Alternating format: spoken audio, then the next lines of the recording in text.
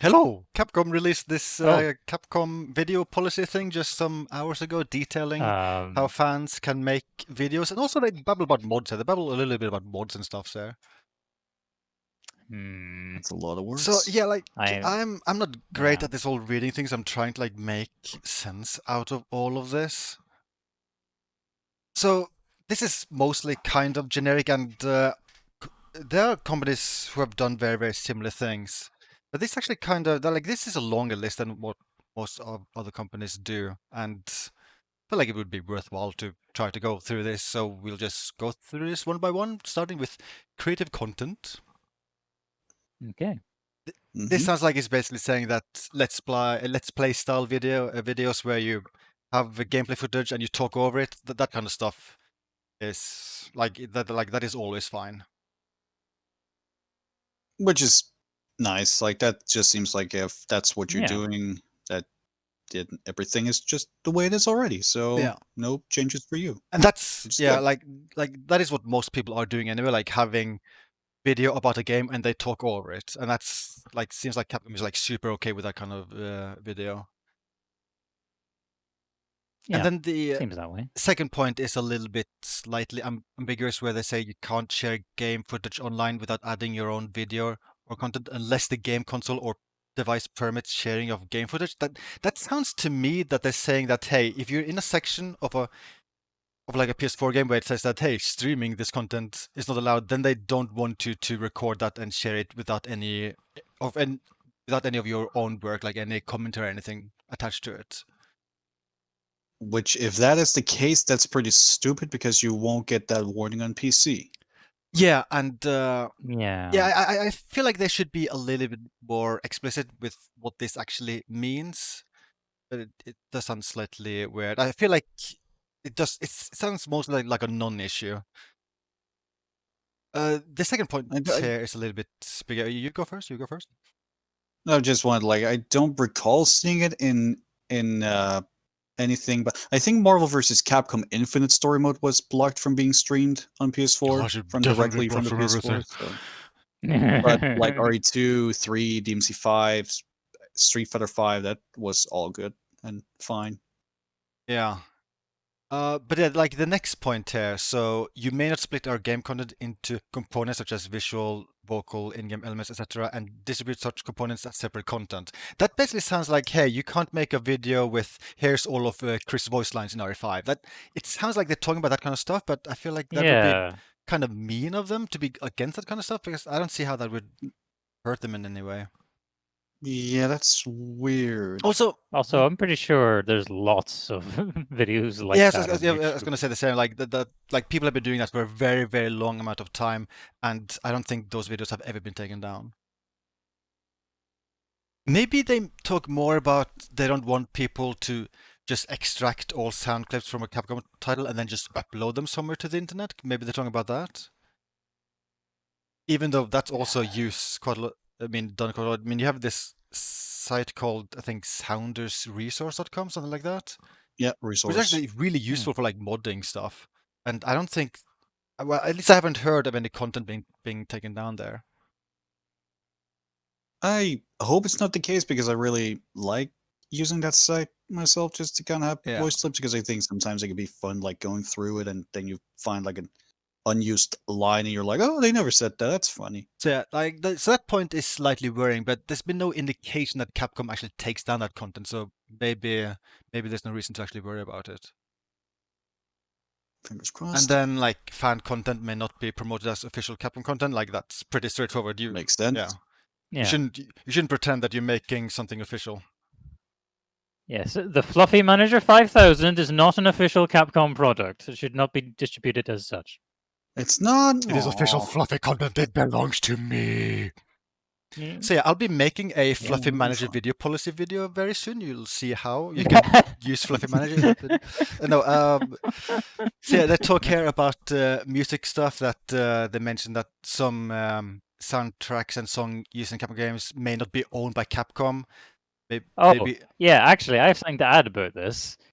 Do you remember way back in the day when I used to upload videos on YouTube? Oh, you did? You mean the 50s?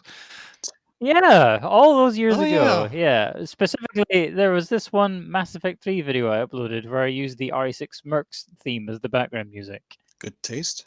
And I believe that got the bot claimed that Yeah. on behalf of the original owner of the music and not Capcom. So yeah, I guess Yeah, that's so, what so that's yeah, talking about here.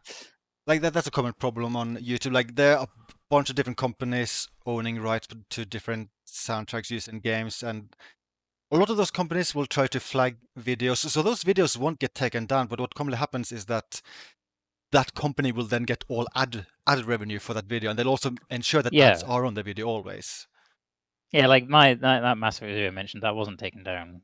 It's just that there will be ads on it. That is unfortunately extremely common. I also have a thing which happens every time I've been doing one of those Soul Calibur podcasts. I mean, this isn't about music, but it's using the same system where Namco detects that, oh yeah, I used footage from a Soul Calibur 6 trailer in this podcast video. They're now gonna claim it as theirs, like from an ad revenue standpoint. So they're getting a bunch of ad revenue from those podcasts I did. And that's basically the case with every single one of them. That has always rubbed me the wrong way. Like, it's a fucking trailer. You released that video for free onto everywhere. Why are they're trying to get ad revenue off that? Ugh. Yeah, You know, they can never get enough money. They do like their money. Apparently not. They do like their money. So next point is that all fan-created content should be appropriate for the audience for that Capcom game. So, for instance, if the game is made for a younger audience, then you can't make it. I don't know, have like a lot of mature content in that video. I don't know. I feel like that's mostly a non-issue because what is a Capcom title released for the younger audience? Yeah, that was the only thing that could come to mind from me. Ghosts and Goblins, I would say, might be. Maybe. I don't know. That's very horror inspired. Yeah, that's true. What was that weird Let's see. Wii puzzle game they made like 20 years ago? Maybe that counts. Second Yeah, Second Wiki. Wiki. Yeah, that's kind of like cute. Oh Yeah. yeah. Yeah. So don't make like a second Wiki video with like porn in it or something. So there you go. Then you'll be safe with this rule. If someone does that, I'll legitimately be shocked. Okay, so the next point is a little bit more interesting, where they say that posting any spoilers of a game before release whatsoever is super not allowed. Yeah, a lot of like it seems to be mostly like I seem to see this more from Japanese companies, although that said, last year there was a bit of a stink about Last of Us Part 2 regarding spoilers and before release and whatnot. But yeah, like I see this and I'm reminded of like Atlas's heavy-handedness regarding like Persona. Yeah. I think this is also a reference a little bit how leaks kind of happen all the time, and Capcom has been like a victim of that quite a lot. Like for instance with RE3, when that got released, like stores in France sold it like 3 weeks early or something. Oh yeah. And also when that happened, like Capcom went crazy. By the way, they took down as much as possible. So like they've been enforcing this for like at least since then. And there's also been like a bigger Capcom leak happening recently. So yeah, basically don't post stuff from those leaks. And if you do manage to get a copy of a game early, like via store selling it early, then just don't post videos of that before the game is actually released. Do enjoy the game though. And just don't spoil. They also mentioned that even after games release, like spoilers are poopy, but it sounds like this rule is specifically about before a game release. Like don't post spoilers, then they'll get mad. They will stab you like this. Ow! Yeah, it hurts. It hurts a lot. Hurts a lot. Lawyers hurt a lot. Oh yeah. I don't remember lawyers having a sword. Oh, they do. It's in their briefcases. Oh yeah. So about non-commercial use. We do not allow Capcom content or other materials to be used to make money or gain other benefit. Blah blah blah. So I think this might be talking maybe mostly about mods. because a thing which has been happening a lot the past years is that there are more and more modders who now sell their mods via their Patreon, and you can only get access to those mods via their Patreon. And Capcom have actually shut down a couple of channels, a couple of accounts doing that. The thing which is a little bit weird is that they did that a couple of times. I think it was, I don't know, what year was it, like 2017, 2018? And I've only heard 2 cases of it happening, even though it's become even more popular since then. Like, for instance, there's probably like at least 5 or 6 modders in the RE community making mods via Patreon and only making them available via Patreon. There's also quite a few Street Fighter 5 mod creators. So I'm a little unfamiliar with this particular aspect of the modding scene. How many of these mods are, to quote a phrase, too hot for YouTube?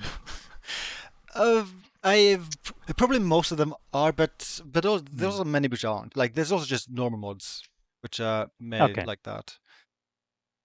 So I don't think it's. But there's a lot. I don't think this is talking primarily about lewd mods. Okay. This might also. Just wanted to make sure. I mean, you could also parse this as them talking about the videos. Like, for instance, if someone makes videos only for the Patreon audience, but I feel like I don't know if that's what they would be referring to, and I also don't know many. Like, is that a common thing people do? I know some people who release like exclusive extra videos for their patrons. Yeah, like it could be stuff like they elaborate, like say if it's like reviewed and it's like, hey, here's a little bit of a extra information on why I gave the game this score or said that in the review. But I think it's usually like Ryman says, just extra videos.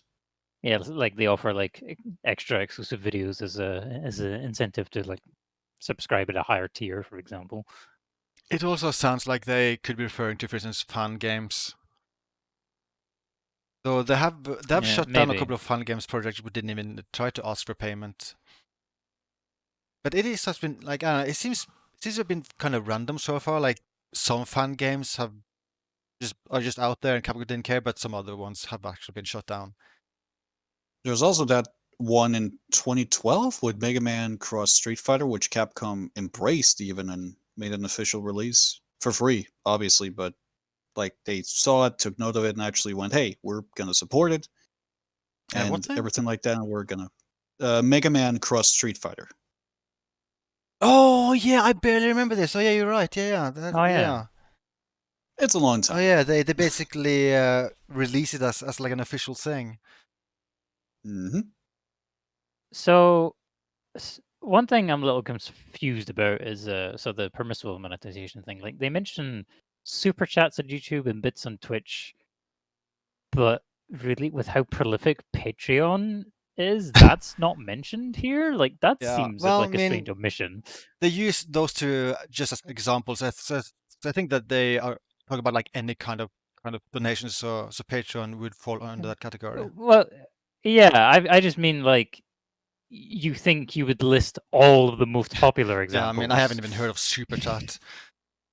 I don't even know what it is. But I think it's like you can donate money to have your message highlighted. Oh. Yeah, like I think VTubers do that a lot. But yeah, they rely on super chats. In this point, they say that it is okay if you have like ad revenue. It is okay if you collect donations, but you have to make sure that your videos are always available for free somewhere. Which most people do. Yeah, but there are some, for instance, Twitch streamers who make it so that you can only watch their VODs if you're a sub. But I think I'll be surprised if that's something they disallow. Like I wish a lot of this stuff was less ambiguous, if they were more specific. That's the thing about these companies and policies, though. They're always ambiguous to some degree. Yeah. And yeah, the next point, like this is even more about like leak stuff. Like never post anything about like leaked content and similar stuff. There's also talks about, like you mentioned, like unofficially released, does that mean that we can never talk about RE like Resident Evil 1.5? Like that's the kind of stuff which makes That would this suck. make this ambiguous, because I honestly do think that Capcom don't care people posting about that kind of stuff because it's so freaking old. I hope they don't start to care about that, because I feel like it's Yeah. kind of like fun, important history to kind of keep around. Like, hey, this was how RE2 started out before it kind of essentially got rebooted and became the RE2 we got. So it's cool to see Yeah. 1.5 I think and still have it be. Yeah. I think this is but mostly about leaks. Like, do not post stuff from Yeah. leaks. I think that's what that point talks about. it probably is mostly about that, but we have seen far too many examples of these big video game corporations just not caring about preserving their history, which is Oh, I wish very the industry depressing. cared. Oh, I wish the industry cared more. They should, Yeah. but they don't. So many good games. At least taking Resident Evil 1.5 as example, like fans have done a lot with that, and as far as I know, Capcom have taken down nothing of it. Like I think that game just like that version of the game actually just completely leaked, and then fans worked on it to make it more playable, and Capcom didn't do anything with it. And I hope that keeps up, because I think it's really, really awesome that kind of happened. Like, Yeah. that fans kind of took it under their wings, and So like this lost relic in history is now uncovered and yeah. stuff. It's just cool. The next point says that you basically can't cheat or try to get around any kind of like protection in Capcom titles. So basically, like, don't cheat or don't try to crack their games.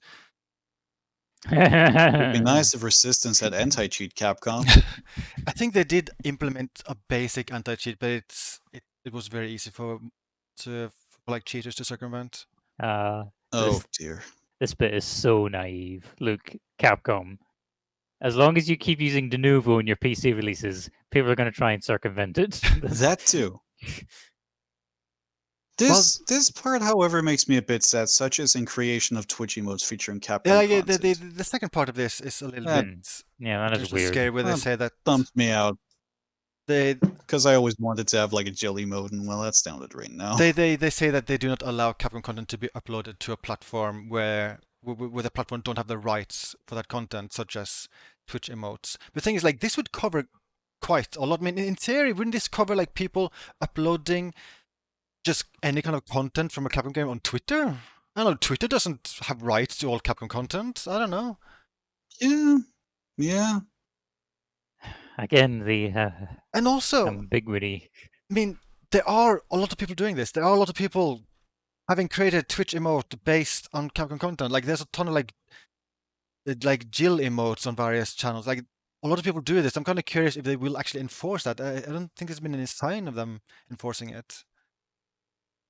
I mean, I guess from a business or corporation standpoint, I guess get it, but I kind of wish they would turn a blind eye to that, because I think it's ultimately just the streamer is showing their love and passion for that character or franchise in general that they got an emote based on. But I mean, I do get it. Like, it's still Capcom series, their rights, and Twitch doesn't have the rights or and stuff like that. So I don't know. Like, maybe they more specifically talk about unaltered content. Maybe if it's fan art, then they're more okay with it. that would help. That would help a lot. Yeah. And then Clarification would be nice. the next point talks about inappropriate content that you can't use. I mean, you can't create a video or other content, including mods, that is illegal, racist, and blah blah blah blah. Well, So yeah. this is a little bit interesting, because I have talked with a modder who claimed that Capcom removed a couple of their videos featuring nude mods. So that is actually something they go out of their way to try to take down. Yeah, well. But yeah, like, this is a pretty common rule that you see everywhere. And the next one is talking about art books and guides and such. Like, you're not allowed to make videos showcasing the content within those. You can have unboxing videos of that content, but you can't show what's inside those books and stuff. Well, that's unfortunate. Yeah. And then at the end here, this is more just generic stuff about the policy that Capcom can take action to like take your video content down and if you like it. And they also I like this final bit here where they say, please note that this policy is not exhaustive and we reserve the right to use any of Capcom materials and to such. I think I misspoke there, but basically they can Say it. Yeah, so basically this is fuck you, we're Capcom, we're gonna do what we yeah, want. they're basically saying that Part. we can take down whatever we want, even for reasons which aren't mentioned here.